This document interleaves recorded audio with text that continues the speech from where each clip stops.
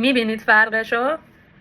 10 روز 10 تا تیپ آرایشی با من. روز 4. تا حالا شده بخواید سایه آبی بزنید و اینجوری باشه و آبی نشه؟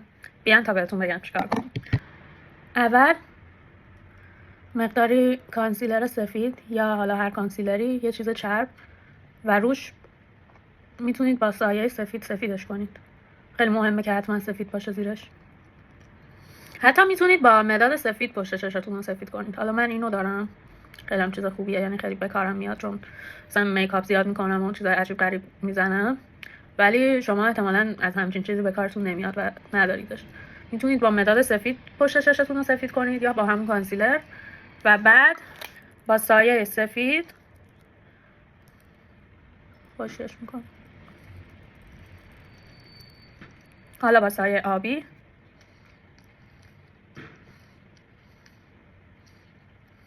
واقعا نمیبینم دارم چیکار میکنم به خاطر لنزام. میبینید فرقشو؟ سایه آبی اینجوری بزنید. حالا من دوست دارم مقداری هم شاین آبی بزنم روش با انگشت. شاین رو همیشه با انگشت بزنید. قشنگ آبی شد.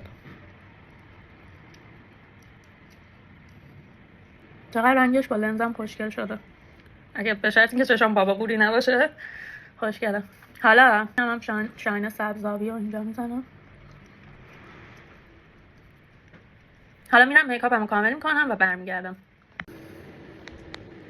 پس اگه میخوای تیپ‌های بیشتری یاد بگیری پیج منو فالو کن.